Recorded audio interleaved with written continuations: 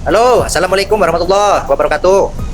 Begini teman ya, di Lebak Banten gitu, ada seorang murid gitu guys. Di sekolahnya itu melakukan kesalahan, yaitu merusak kursi dan meja. Ya mungkin disengaja atau tidak disengaja itu kita tidak tahu ya, tidak tahu. Dan orang tua itu disuruh mengganti oleh pihak sekolah, terutama kepala sekolah ya, dengan kursi yang baru.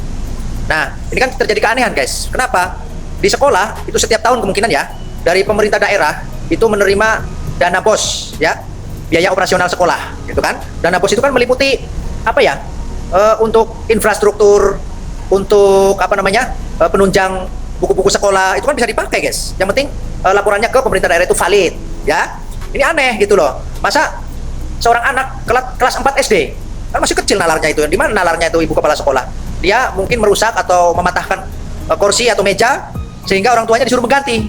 Itu kan bingung guys, masa ada apa namanya sekolah gitu ya harus orang tua percaya gitu harus menyekolahkan ke sekolah tersebut, sementara anaknya yang masih belum memahami gitu ya, masih kelas 4 SD itu membuat kesalahan sedikit harus mengganti properti yang ada di sekolah ya, sehingga Bupati Lebak ya, Bupati Lebak itu akhirnya turun tangan guys, sampai Pak Bupati aja turun tangan loh guys, kan bikin malu sekolah itu guys ya.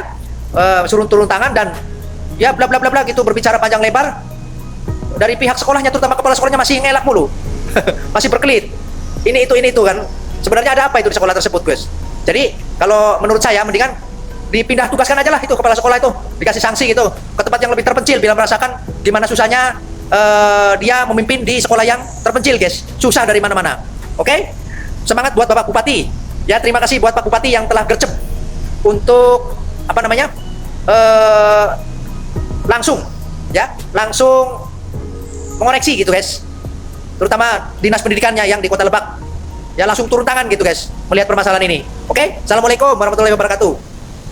Tua murid ini, anak ibu, anak bapak perlu dinasehati baik-baik sehingga tidak perlu ditulis di grup kelas 4 fase B, ditulis juga sama ibu di grup.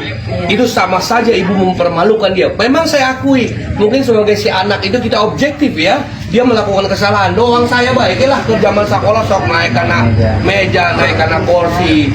Jadi terima Pak Ujan.